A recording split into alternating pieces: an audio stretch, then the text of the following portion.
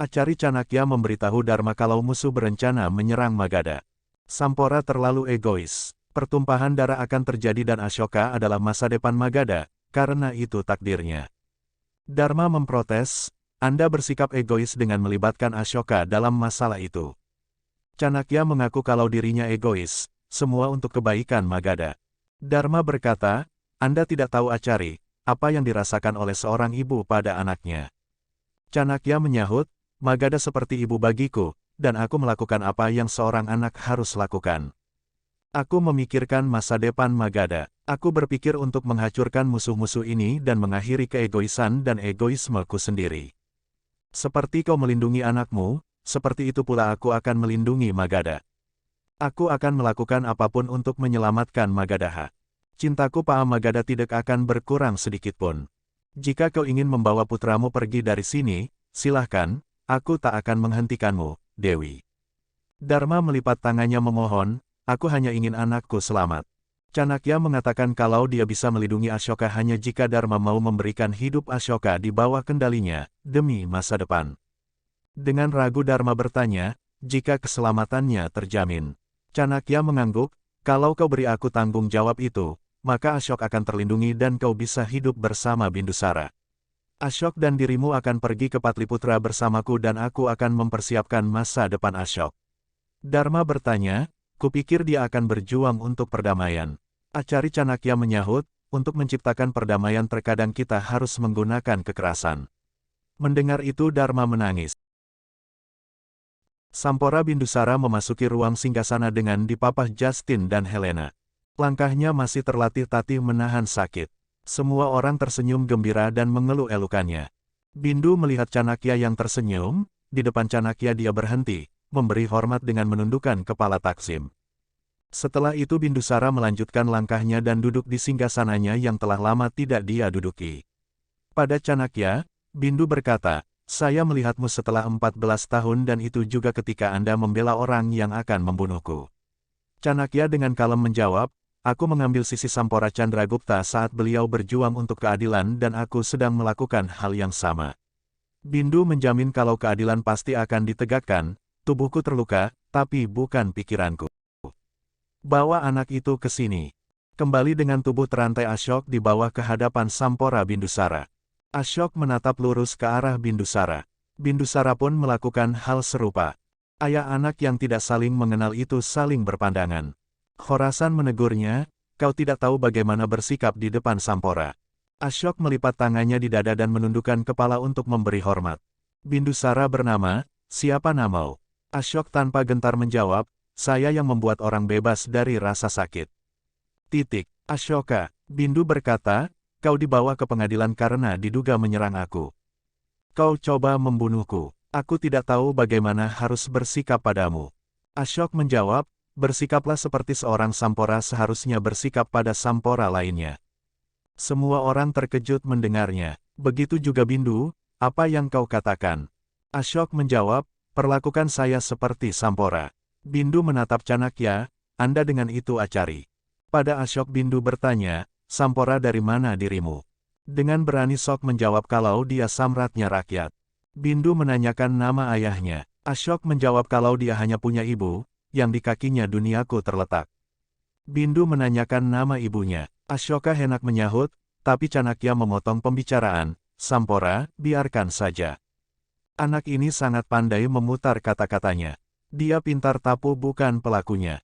Ganti guru yang menyela Chanakya, maafkan saya, Acari. Anak ini belum terbukti tidak bersalah. Acari Chanakya menjawab, dia juga tidak terbukti bersalah. Semuanya berdasarkan teori, tidak ada yang bisa membuktikan di sini kalau dia penyerangnya. Ashok menyela, percayalah padaku. Aku melihat tabib membuat panah khusus untuk menyerang Sampora. Prajurit mengejarku, karena itu aku bersembunyi di hutan. Lalu Sampora dibawa ke sana dan prajurit itu menyerangnya, tapi semua orang berpikir aku penyerangnya. Tapi di sana ada seorang wanita, ia melihat penyerang itu. Panggil dia. Khorasan memberitahu Bindu kalau wanita itu belum sempat bersaksi kemarin. Dia menyuruh orang memanggil wanita itu. Dharma kembali di bawah sebagai saksi. Dia masih menutupi wajahnya dengan selendang. Guru bertanya pada Dharma apakah dia ada di sana saat pada waktu serangan. Dharma mengangguk membenarkan. Khorasan menolak pernyataan Dharma sampai identitasnya terungkap. Kita tidak bisa percaya padanya sampai kita bisa melihat wajahnya dan tahu identitasnya. Guru setuju. Dharma menolak secara halus dengan berkata kalau di keluarganya para wanita tidak menunjukkan wajah secara terbuka. Bindusara menengahi dengan berkata kalau dirinya menghormati tradisi Dharma, tapi ada yang lebih penting daripada tradisi, yaitu keadilan. Tugasmu adalah membantuku menegakkan keadilan. Chanakya membuka suara, tetapi Sampora, Anda tidak bisa memaksa wanita melanggar tradisinya untuk menegakkan keadilan, karena dengan memaksanya melanggar tradisi adalah ketidakadilan itu sendiri. Helena menyela, tidak ada yang lebih dari hidup Sampora. Semua penasaran ingin tahu wajah siapa di balik kerudung itu. Helena menghampiri Dharma dan menarik kerudungnya, nampaklah seraut wajah, tapi bukan wajah Dharma. Begitu kerudung terbuka dan tidak terjadi apa-apa, Chanakya tersenyum dan menarik nafas lega. Chanakya teringat bagaimana dia berkata pada Dharma kalau masalah akan semakin rumit kalau sampai Bindusara melihat dirinya. Karena itu Chanakya menyuruh Nirjara menggantikan Dharma pergi ke pengadilan. Khorasan menanyai Nirjara, apakah kau melihat anak ini menyerang Sampora? Nirjara dengan cepat menyahut, tidak. Saya tidak melihat anak ini menyerang Sampora. Ketika Sampora diserang, saya melihat anak ini berlari di belakang seseorang, meminta orang itu untuk berhenti. Guru bertanya, apakah kau melihat penyerang yang sesungguhnya? Nirjara menjawab, tidak. Guru mengambil kesimpulan, dia tidak melihat orang lain lagi, dia melihat Ashok berlari setelah menyerang Anda. Anak ini adalah pelakunya, dia harus dihukum mati, Sampora. Acari Chanakya dengan tenang mengeluarkan opininya pada Sampora. Jika anak ini adalah penyerangnya, dia harus mendapat hukuman. Tapi apa yang dikatakan guru berdasarkan hipotesis semata, tidak didasarkan pada bukti-bukti sehingga tidak layak dijadikan landasan. Saya tidak ingin ketidakadilan terjadi. Untuk memperlihatkan kebenaran agar lebih jelas, saya ingin minta izin untuk mengulang kejadian ketika Sampora diserang di hutan, hanya untuk membuktikan beberapa poin. Bindu mengangguk, lakukan apa saja yang diperlukan untuk menegakkan keadilan. Anda bisa melakukan itu. Acari Chanakya mengucapkan terima kasih. Di waktu yang ditetapkan, semua orang berada di hutan untuk reka ulang perkara penyerangan Sampora Bindusara. Chanakya menjelaskan pada Bindu, seperti Ashok duduk di atas pohon dengan alat memanah, seperti itu pula aku menyuruh prajurit duduk di sana. Kita akan melihat apakah dia bisa menyerangku dari posisi itu. Dharma ada di sana juga, dia bersembunyi di belakang semak. Chanakya berkata kalau dirinya akan berbaring seperti Bindu saat itu terbaring. Chanakya kemudian berbaring dan menyuruh prajurit memanahnya. Prajurit melepaskan panah, tapi panah itu tidak dapat mengenai Chanakya, karena ada pilar yang menghalanginya.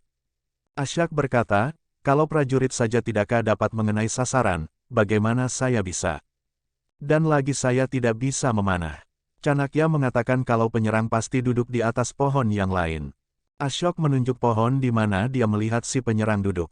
Chanakya lalu menyuruh prajurit duduk di pohon yang ditunjuk Ashok, dan menyuruhnya melepaskan panah. Panah itu tepat mengenai Chanakya. Semua orang tertegun. Chanakya menarik panah dari tubuhnya. Bindu dengan was-was bertanya, kenapa membahayakan hidup Anda? Chanakya menyahut, tidak ada yang lebih penting daripada kebenaran. Dan kebenarannya adalah Ashok terbukti tidak bersalah. Ashok tidak menyerang Anda. Bindu setuju, ini kebenarannya. Bebaskan anak ini. Dharma mengucap syukur mendengar Ashok dibebaskan. Tapi Justin dan Helena tidak terima. Guru berkata, Ashok terbukti tidak menyerang Sampora. Tapi ada tuduhan lain kalau Ashok menghina prajurit, memaksa mereka berlari mengejarnya. Ashok berkata, Acari Chanakya akan membebaskan aku dari tuduhan itu juga. Chanakya menjawab dengan cepat, tidak, kau membuat tentara mengejarmu. Kau pantas dihukum. Lalu Chanakya meminta Bindu memerintahkan Ashok membayar denda. Ashok kesal, berilah aku hukuman mati daripada hukuman ini. Chanakya berkata kalau mereka harus memberi contoh agar keadilan dapat ditegakkan, jika dia bisa membuat prajurit pontang-panting di usianya, apalagi yang bisa dia lakukan di masa depan. Dia bisa dihukum untuk memberikan arah hidupnya. Bindu bertanya, lalu hukuman apa yang harus aku berikan? Chanakya memberi ide, dia berhutang pada Magadha. Untuk itu dia harus melayani Sampora. Dia harus melakukan apapun yang diinginkan Sampora. Ashok tidak terima, ini tidak baik. Bindu setuju, ini bagus. Hukumanmu adalah membayar denda. Kau harus membayarku dengan melayaniku. Chanakya mengatakan kalau mereka harus membawa Ashok ke Patliputra sehingga dia bisa menjalani hukumannya. Guru mengingatkan, kalau masih ada tuduhan yang lain, yaitu Ashok menghina tahta kerajaan dengan menyebut dirinya Sampora, dia menghina Sampora. Ashok membela diri, saya hanya mengatakan kebenaran. Bindu bertanya, kebenaran apa? Ashok menjawab, saya memberitahu orang-orang apa yang Sampora baik seharusnya lakukan, saya melakukan dengan cara menghibur, karena orang-orang tertarik. Bindu berkata kalau dirinya ingin dihibur juga. Ashok bertanya pada Bindu, apakah Anda akan memaafkan saya? Bindu berkata, aku ingin mendengarnya dulu. Ashok memulai atraksinya. Dia mulai berikara dengan gayanya. Tanpa gentar Ashok mengatakan kalau rakyat mati dan Sampora menikmati. Bindu bertanya, sekarang katakan padaku seperti apakah seorang Sampora seharusnya. Dengan gayanya Ashok melangkah, lalu bersaldo dan mendarat di depan Bindusara. Sampora harus sederhana. Harus hidup secara sederhana, bersama rakyatnya. Bindu bertanya, apakah aku tidak layak menjadi Sampora? Ashok menjawab, Anda layak. Itu mengapa Anda punya musuh yang berpura-pura untuk mengambil hidup Anda. Ashok memandang Helena, Anda kembali hidup adalah kekalahan bagi musuh Anda. Helena geram, putra Sampora Chandragupta tidak akan melakukan ketidakadilan. Bindu terkesan, Acari benar. Kita harus membawanya ke Patlipura. Ashok mendengar itu dan berkata, sekarang orang-orang ingin aku melompat lagi. Lalu dengan gayanya, Ashok bersalto tinggi dan kabur dari hadapan Bindusara. Semua orang tertegun, tapi Bindu melarang orang mengejarnya.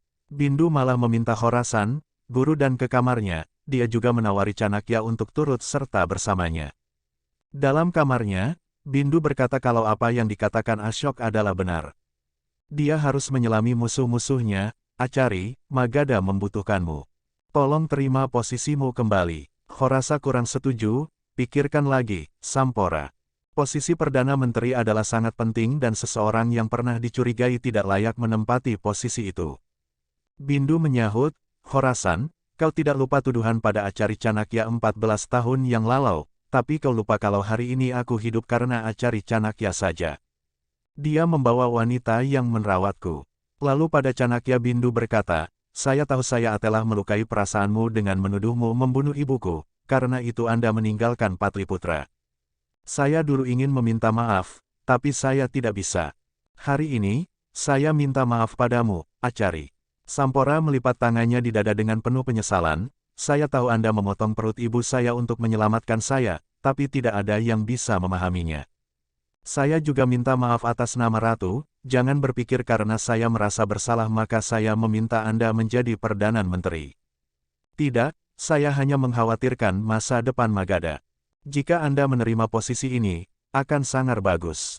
Chanakya dengan halus menolak, saya juga hanya ingin yang baik saja untuk Magadha. Dan untuk itu saya tidak butuh posisi. Saya akan melayani Anda sebagai seorang guru istana, jadikanlah guru lain sebagai Perdana Menteri. Bindu setuju, jika itu keinginan Anda, baiklah. Bindusara segera menunjuk guru yang ada di situ sebagai Perdana Menteri. Dengan senang hati guru menerimanya dan merasa senang karena Bindu berpikir dirinya layak untuk menempati posisi itu. Bindu berkata, kini saatnya untuk kembali ke Patliputra. Ashok ikut rombongan Chanakya pergi ke Patliputra.